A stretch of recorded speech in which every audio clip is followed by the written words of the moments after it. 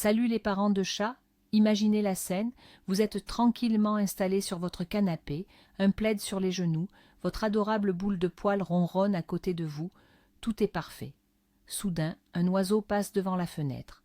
Votre chat se fige, sa queue se met à fouetter l'air, et bam, sans crier gare, il se jette sur votre cheville, comme si c'était sa pire ennemie. Alors, question, il vous déteste soudainement? Son système d'exploitation a eu un bug critique, ou est-ce plus compliqué que ça? Accrochez-vous, car aujourd'hui, on lève le voile sur l'un des mystères les plus frustrants du comportement félin, l'agression redirigée. Et promis, à la fin de cette vidéo, vous regarderez votre petit fauve d'un tout autre œil. D'ailleurs, avant de commencer, dites-moi en commentaire comment s'appelle votre petit greffier guerrier. Pour bien comprendre le problème, il faut faire un petit reset et se souvenir de qui est vraiment notre chat. Non, ce n'est pas juste une machine à ronron et à sieste, c'est un prédateur, un chasseur né, avec des millénaires d'instincts gravés dans son ADN. Même le plus pâteau des matous de salon a en lui l'âme d'un tigre. Son cerveau est câblé pour chasser, traquer et bondir. Le problème, c'est que dans nos appartements douillés, les occasions de laisser parler ce tigre intérieur sont, disons, limitées. Il ne chasse pas de souris pour son dîner, il attend que son esclave humain lui ouvre une boîte. Et toute cette énergie de prédateur, toute cette excitation, si elle ne peut pas sortir, elle finit par exploser. Et c'est là que les ennuis commencent. Alors, c'est quoi exactement cette fameuse agression redirigée? En termes simples, c'est quand votre chat est très excité ou frustré par quelque chose qu'il ne peut pas atteindre et qu'il redirige toute cette tension sur la cible la plus proche et la plus pratique. Et devinez qui c'est le plus souvent? Bingo, c'est vous, ou votre autre chat, ou le chien. C'est un peu comme si vous étiez furieux contre votre patron, mais que vous ne pouviez rien lui dire, et qu'en rentrant vous passiez vos nerfs en claquant la porte. Votre chat, lui, il n'a pas de porte, il a vos chevilles. C'est un réflexe, une décharge émotionnelle totalement involontaire de sa part. Le cœur du problème, c'est toujours un déclencheur. C'est l'élément qui met le feu aux poudres. Le plus souvent, il est visuel ou auditif. Le grand classique, c'est un autre chat, un chien ou un animal sauvage qu'il voit par la fenêtre. Pour lui, c'est un intrus sur son territoire sacré. Il veut le chasser, le combattre, mais la vitre l'en empêche. La frustration monte, monte, monte, jusqu'à ce qu'elle déborde. Le déclencheur peut aussi être un bruit fort et soudain, comme des travaux dans la rue, un orage ou même une dispute entre les humains de la maison. Tout ce qui provoque une montée d'adrénaline intense peut potentiellement déclencher ce mécanisme. Et pourquoi vous devenez la victime? C'est la question qui tue. La réponse est simple et pas du tout personnelle. Vous étiez juste au mauvais endroit, au mauvais moment. Votre chat est une cocotte minute d'émotion sur le point d'exploser. Le simple fait que vous passiez à côté de lui ou que vous tentiez de le caresser à ce moment précis agit comme le petit contact qui fait tout sauter. Il ne vous vise pas parce qu'il vous en veut. Il vous vise parce que vous êtes là, disponible, et que son cerveau reptilien a besoin de libérer la pression immédiatement. Vous êtes, bien malgré vous, le sac de frappe émotionnel le plus proche. Le point le plus important à graver dans votre esprit de parent de chat est le suivant. Ce n'est pas personnel, je le répète. Votre chat ne vous déteste pas, il n'est pas méchant, il ne se venge de rien. Il est simplement submergé par une émotion si forte qu'il ne la contrôle plus. Dans ce moment-là, il n'est plus dans la réflexion, il est dans l'instinct pur. C'est un court-circuit neurologique. Lui prêter des intentions humaines comme la méchanceté ou la rancune est une erreur qui peut vous amener à mal réagir et à envenimer la situation. Il est juste un animal qui réagit de manière instinctive à un trop-plein de stimuli. Prenons un premier exemple, le plus courant de tous, le chat à la fenêtre. Monsieur Moustache est affalé sur son arbre à chat, l'œil mi-clos. Soudain, un chat du quartier, son ennemi juré, a l'audace de traverser son jardin. Le corps de Moustache se tend, ses oreilles se plaquent, sa queue bat l'air avec fureur. Il grogne, il feule, il est prêt pour la bataille du siècle. Vous, ne voyant pas le chat dehors, vous approchez pour lui faire une petite caresse en lui disant « Qu'est-ce qui t'arrive, mon pépère ?» Erreur. À cet instant, vous devenez l'extension de sa frustration. Il se retourne et vous plante ses griffes dans le bras. Félicitations, vous venez de vivre votre première agression redirigée. Un deuxième cas de figure très fréquent se produit dans les foyers où vivent plusieurs chats. Imaginez Minette et Patapouf. Ils sont les meilleurs amis du monde, dorment l'un contre l'autre, se font leur toilette mutuellement. Mais un jour, un bruit de perceuse terrifiant retentit dans l'immeuble. Les deux chats sursautent, le poil hérissé. Ils ne savent pas d'où vient la menace. Dans la panique, leurs regards se croisent. Le cerveau de Minette, en pleine panique, associe la peur à la première chose qu'elle voit, Patapouf. Elle lui saute dessus. Patapouf, surpris et effrayé, riposte. Une bagarre éclate. À partir de ce jour, leur relation peut être durablement endommagée, car ils s'associent l'un à l'autre à cette grande peur.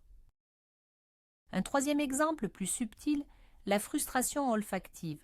Votre chat Filou est resté tranquillement à la maison pendant que vous êtes allé rendre visite à un ami qui a un autre chat. Vous rentrez et sans même y penser, vous vous approchez de Filou pour le saluer. Mais que sent-il, lui? Il sent l'odeur d'un chat inconnu, un intrus potentiel, sur son humain préféré, son territoire. Cette odeur peut être un déclencheur de stress immense. Et alors qu'il renifle votre main, sa confusion et son anxiété peuvent se transformer en une attaque éclair. Ce n'est pas vous qui l'attaque, mais l'odeur de l'intrus que vous avez ramené avec vous. Comment anticiper la crise? Votre chat vous envoie des signaux. Il ne passe pas de 0 à 100 en une seconde. Observez son langage corporel. Les signes d'une montée en pression sont clairs. Les pupilles se dilatent et deviennent toutes rondes. Les oreilles se plaquent en arrière ou sur les côtés comme des ailes d'avion. La queue fouette l'air avec des mouvements larges et secs, ou au contraire, elle est gonflée comme un goupillon. Vous pouvez aussi entendre des vocalisations inhabituelles, un grondement sourd ou un miaulement étrange, presque un hurlement. Si vous voyez ces signes, c'est le code rouge. Ne touchez surtout pas votre chat. Que se passe-t-il dans son petit corps à ce moment-là? C'est une véritable tempête chimique. Quand le chat perçoit un déclencheur, son système nerveux sympathique s'active. C'est le fameux mode combat ou fuite. Une dose massive d'adrénaline est libérée dans son sang. Son rythme cardiaque s'accélère, ses muscles se tendent, ses sens sont en hyperalerte. Il est physiologiquement prêt à affronter une menace mortelle. Le problème, c'est que la menace est derrière une vitre. Toute cette énergie explosive préparée pour une action physique intense n'a nulle part où aller. Elle est piégée à l'intérieur de lui, cherchant désespérément une soupape de sortie. Le drame, c'est que nous, les humains, sommes souvent aveugles à ces signaux. On a tendance à interpréter le langage corporel du chat avec notre propre logique. On voit sa queue qui bouge vite et on se dit « Oh, il est content de jouer ». On le voit fixé sur la fenêtre et on pense qu'il rêve. On ne réalise pas qu'on est à côté d'une petite bombe à retardement. C'est en apprenant à lire ces micro-expressions félines, ces petits changements de posture, qu'on peut désamorcer la situation avant même qu'elle n'explose. Comprendre son chat, c'est avant tout apprendre à parler sa langue silencieuse. Maintenant, attaquons-nous à un mythe tenace. Mythe numéro 1.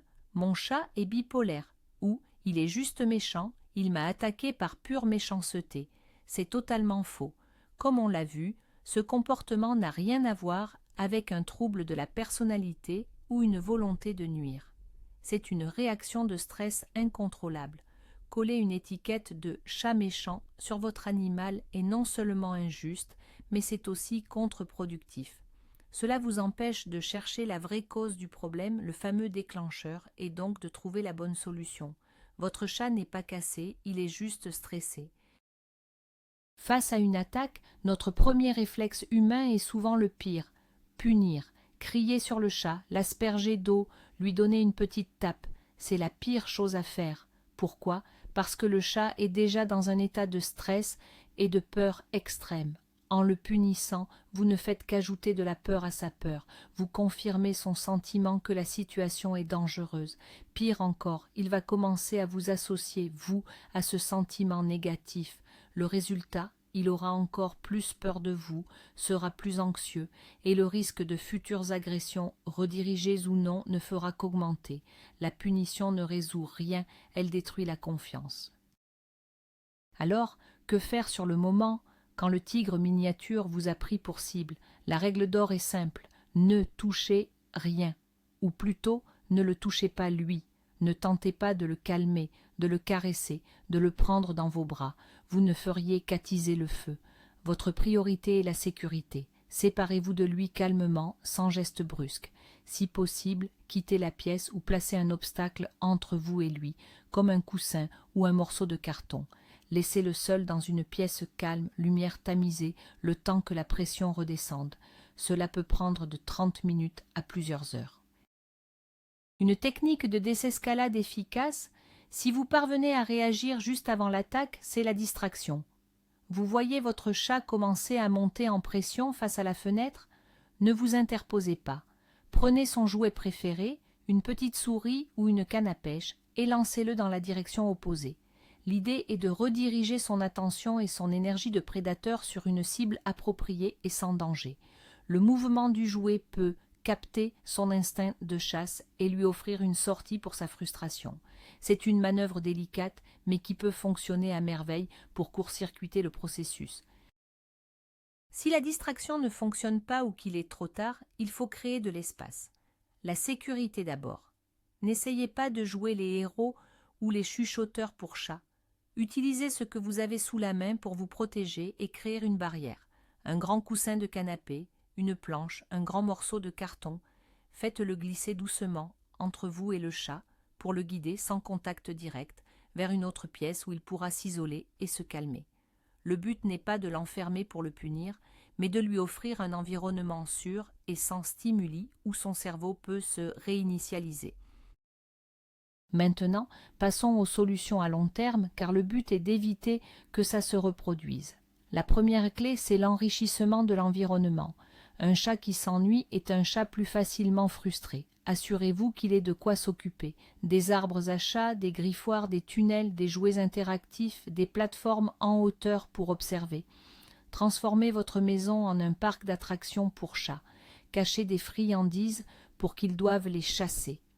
Un chat stimulé mentalement et physiquement est un chat plus équilibré et moins susceptible d'exploser à la moindre contrariété. La deuxième solution de fond est de gérer le déclencheur. Si le problème vient du chat du voisin qui passe son temps à narguer le vôtre par la fenêtre, il faut agir. Vous pouvez par exemple appliquer un film opacifiant sur la partie basse de vos fenêtres. Votre chat aura toujours la lumière, mais ne verra plus son rival.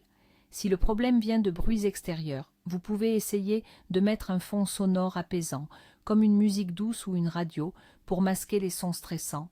Identifier et neutraliser la source de la frustration est la stratégie la plus efficace. La troisième solution, et c'est crucial, c'est le jeu, mais pas n'importe comment. Il faut des sessions de jeu interactives quotidiennes qui simulent la chasse. Utilisez une canne à pêche avec une plume au bout. Faites-la bouger comme une proie, qui se cache, qui court, qui s'arrête. Laissez votre chat la traquer, la poursuivre et, très important, l'attraper à la fin. Cette séquence traque-poursuite-capture lui permet de libérer son instinct de prédateur de manière saine et contrôlée. 2 sessions de 15 minutes par jour peuvent faire des miracles pour canaliser son énergie et réduire son niveau de stress global. Dans certains cas, il est important de ne pas rester seul. Si les agressions sont très fréquentes, très intenses, ou si vous n'arrivez pas à identifier le déclencheur, il est temps de consulter un professionnel. La première étape est un bilan chez votre vétérinaire pour écarter toute cause médicale. Une douleur cachée, un problème de thyroïde ou un trouble neurologique peuvent en effet provoquer de l'agressivité. Si tout va bien de ce côté-là, faites appel à un comportementaliste félin. Il saura analyser la situation dans son ensemble et vous proposer un plan d'action personnalisé. Enfin, après un incident, comment on répare les pots cassés? Comment reconstruire la confiance? La patience est votre meilleur allié. Une fois que votre chat est calmé, ne le forcez à rien. Laissez-le revenir vers vous à son propre rythme. Proposez-lui des interactions positives et douces. Parlez-lui d'une voix calme. Proposez-lui une friandise qu'il adore. recommencez les séances de jeu, qui sont un excellent moyen de recréer un lien positif. Montrez-lui que vous n'êtes pas une menace, mais une source de sécurité et de plaisir. Avec du temps et de la bienveillance, votre relation peut redevenir aussi forte qu'avant, et même plus, car vous le comprendrez mieux. Et voilà, le mystère de l'attaque ninja est résolu. Ce n'était ni de la méchanceté, ni une déclaration de guerre, mais simplement un trop-plein d'émotions de votre petit prédateur de salon. Maintenant, vous avez les clés pour décoder son langage, anticiper les crises, et surtout, pour l'aider à être un chat plus heureux et plus serein. Car au final, même s'ils nous prennent parfois pour un punching ball, même s'ils ont des quarts d'heure de folie inexplicables, on les adore, ces petits tyrans à fourrure. C'est ça la magie d'être un parent de chat. Si cette vidéo vous a aidé à mieux comprendre votre félin, laissez un gros pouce bleu, ça fait toujours plaisir. Abonnez-vous pour ne rater aucune de nos prochaines enquêtes félines et partagez cette vidéo à un ami dont les chevilles sont en danger. Et pour finir, dites-moi en commentaire quelle est la chose la plus absurde ou la plus drôle que votre chat ait attaquée par frustration.